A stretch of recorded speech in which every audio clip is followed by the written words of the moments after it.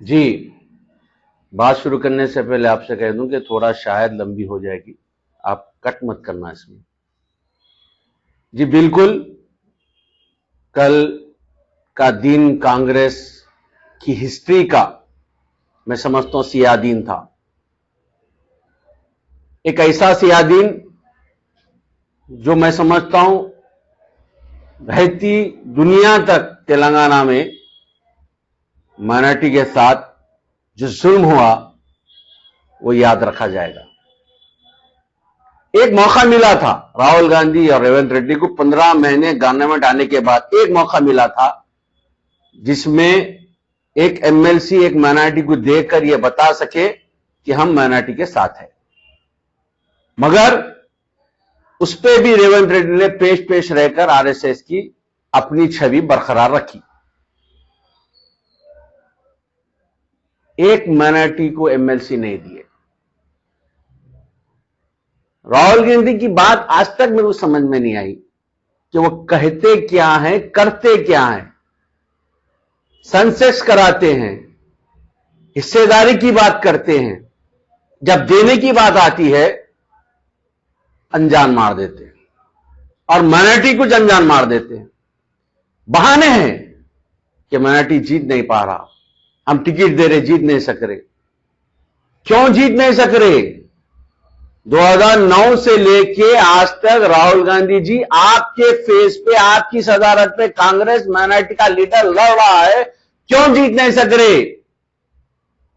और 2009 से लेके आज तक आप हिंदुस्तान के 90 से ज्यादा इलेक्शन आ रहे, आपके चेहरे पे आ रहे, आप अपने अंदर तो टटोलते नहीं, अपनी कम्युनिटी तो टटोलते नहीं। आपको अमेठी में हारने का डर है तो आप बौरन वानाट जाते हैं जहां मुसलमान की अक्सरियत है। आपको यकीन है कि मुसलमान आपको डालता, मगर बदले में आप मुसलमान को क्या देते हैं, माइनॉरिटीज को क्या देते हैं? बहाने, उनकी क़यादत खत्म करना चाह रहे। तेलंगाना की आज माइनॉरिटी कांग्रेस ना आपको असेंबली में नजर आ रही है, ना काउंसिल में नजर आ रही है। जो रेवंत रेड्डी का जो मोदी के साथ आरएसएस का जो वादा था उन्हें पूरा इंप्लीमेंट कर दिया और आप चुपचाप ठहर के तमाशा देख रहे हैं। गुजरात में जाके कहते हैं आप कि कांग्रेस पार्टी में 30 से 40% आरएसएस बीजेपी के लोग घुस चुके हैं, हमें चुन के निकालना चाहिए। अरे राहुल जी, आपको दिख नहीं रहा है? आपकी आंख में आंख डालकर रेवंत रेड्डी कहता है कि मोदी मेरा बड़ा भाई है। आपकी आंख में आंख डालकर कहता है अडानी को मैं बिजनेस देता हूं। आपकी आंख में आंख डालकर तेलंगाना की माइनॉरिटी क़यादत खत्म कर चुका है और आपको दिख नहीं रहा। कौन से बीजेपी के आदमी को हटाने की बात कर रहे हैं आप?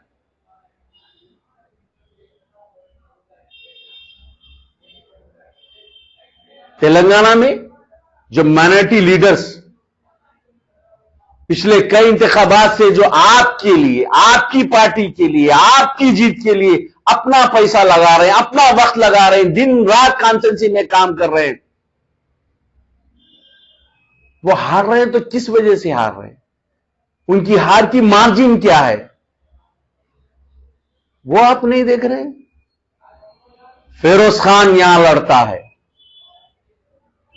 आप उसको पर भरोसा नहीं करते। अजहरुद्दीन, मोहम्मद अजहरुद्दीन एक सेलिब्रिटी, हिंदुस्तान की क़यादत की आंसू। विजय लक्ष्मी आपको विजय शांति आपको सेलिब्रिटी नजर आती है। एक अजहरुद्दीन को जुबली से बरगला कर खड़ा करके उसको हरा के उसका पॉलिटिकल कैरियर खराब करने वाले, फिर भी वो विजय शांति से बड़ा सेलिब्रिटी था, उसको दे सकते थे आप। अजमतुल्लाह हुसैनी एनएसयू की सदारत किया, वो all India general youth Congress का जनरल सेक्रेटरी करा, वो उसके मामूली सा पोस्ट देकर हटा दिया। उस देना चाहते उसको दे सकते थे आप। उबैदुल्लाह कुतवाल डीसीसी प्रेसिडेंट रहा कई सालों से, अपना पूरा पूरा घर का पूरी खजाना खाली कर दिया पार्टी के खातिर, उसको दे सकते थे आप। ताहिर बिन हमदान अपनी पूरी जिंदगी लगा दी है कांग्रेस पार्टी को, उनको दे सकते थे आप। मोहम्मद अली शब्बीर जो रिजर्वेशन के लिए 4% रिजर्वेशन के लिए जद्दोजहद करे हैं राज शेखर रेड्डी के साथ, और आज भी कर रहे हैं, सुप्रीम कोर्ट में अपने पैसों से केस लड़ रहे हैं, उनको उनकी कॉन्स्टिट्यूंसी से हटाते हैं, दूसरी कॉन्स्टिट्यूंसी में डालते हैं, और फिर उनकी हार को बताते हुए आप जो है उनको रोक देते हैं। आप हारने के डर से वनाट जा सकते हैं, आप हार के जीत के आप लीडर ऑफ अपोजिशन पार्लियामेंट में बन सकते हैं, मगर कोई माइनॉरिटी को आप मौका नहीं देंगे। आप एक मौका मिला था एमएलसी देने का, वो भी आप 15 महीने के बाद वो भी आप खत्म कर चुके। मैं माइनॉरिटी लीडर्स से कहता हूं तेलंगाना की, खुदारा अब तो जाग जाओ, अब तो पहचानो ये जिंदगी की बेइज्जती की जो जिंदगी तुम जी रहे हो कांग्रेस पार्टी में, एक दिन की इज्जत की जिंदगी जी लो, खत्म करो। ये तुम्हारे जज्बात को नहीं समझते, ये तुम्हारे वक्त की कदर नहीं करते, ये तुम्हारी अजमत की कदर नहीं करते, तो तुम इनके लिए अपना वक्त जाया मत करो। सोशल काम कर लो, आपको पब्लिक में रहना है तो पब्लिक का काम कर लो, मगर इनसे आप दूर हो जाओ, वरना ये तुमको उस टाइम पे मारेंगे जब तुम कुछ करने के काबिल नहीं रहेंगे।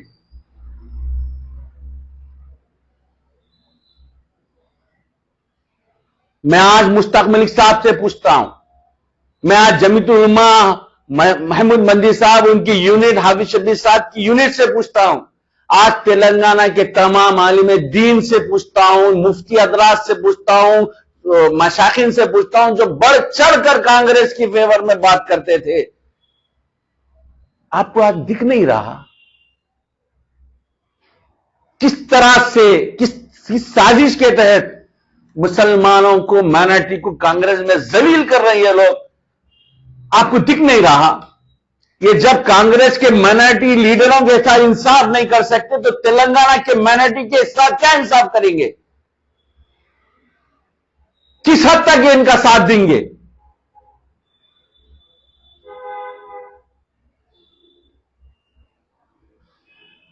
आप बात पूछे थे मेरे से कि केसीआर साहब ने भी तो नहीं दिया। केसीआर साहब ने इलेक्शन से पहले गवर्नर कोटे में एक दासूजी शेवन साहब को एमएलसी के लिए नॉमिनेट किया था, मगर गवर्नमेंट आते ही गवर्नर के सामने रेवंत रेड्डी साहब ने मोदी को बड़ा भाई कहा था। गवर्नर ने इस रिश्ते की अजमत रखते हुए, रेवंत रेड्डी के प्रपोजल को मद्देनजर रखते हुए, अपने गवर्नर कोटे का गैर जरूरी इस्तेमाल किया और दासूजी शेवन जी का नाम खारिज कर दिया, एक बीसी का नाम खारिज कर दिया।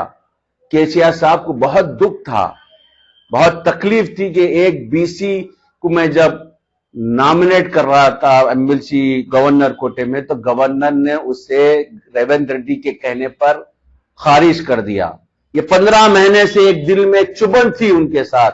एक इंसाफ पसंद है केसीआर साहब। उन्होंने, जब अल्लाह ने उनको फिर से एक ताकत दी, तो उन्होंने एमएलसी में दासूजी शेवन जी का नाम देकर बीसी के साथ, दासू जी के साथ, दासू जी के खानदान के साथ, और वो तमाम हजरात जो केसीआर साहब पे भरोसा रखते हैं, उन सबको बताया कि मैं इंसाफ पसंद हूं, जब भी मौका मिलेगा मैं इंसाफ कर दूंगा।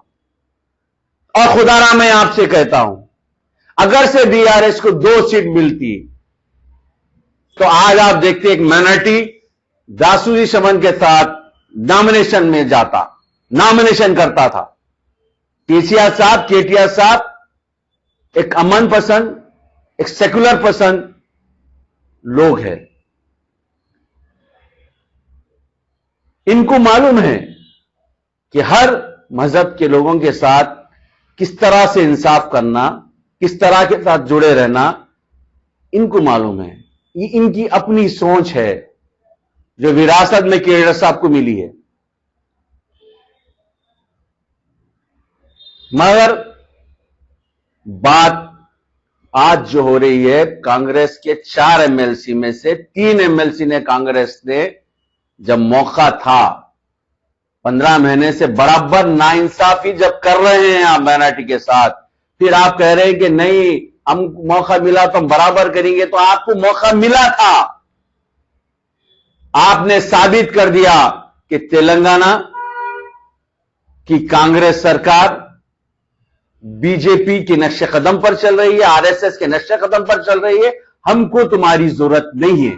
अब बात है तेलंगाना के माइनॉरिटी लीडर्स, और बात मेरी भी है कि मेरा अपना माजी एक ऐसी पार्टी के साथ जुड़ा हुआ था जो मुझे शर्म आ रही है, अगर से मैं अपने गिरेबान में डालूं, अपने माजी पे नजर डालूं, तो मुझे शर्म आ रही है कि मैंने ऐसे लीडरों के साथ भारत जोड़ो यात्रा में खांधा से खांधा लगा के चला। मेरे माइनॉरिटी लीडर खांधे से खांधा लगा के राहुल गांधी की एक बात पे लब्बैक करके आगे आ जाते हैं, ना दिन देखते हैं ना रात देखते हैं, बस राहुल गांधी की एक अल्फाज पे बाहर निकल जाते हैं लब्बैक कहते हुए। राहुल गांधी की बात को आगे ले जाने के लिए आज उनके साथ इंसाफ हो रहा है, मुझे बेइंसाफी हो रही है, मेरे को बड़ी तकलीफ हो रही है। खुदारा अब तो समझो, अब तो समझो रेवंत रेड्डी की पॉलिसी को, बस करो ये जिंदगी जीने, बस तुमको ईमान है अल्लाह पर, तुम ईमान वाले हो, और तुमको मालूम है कि तुम्हारे साथ जो गलत कर रहा है तुम उसको खुश करना खुदारा बंद कर दो, बंद कर दो।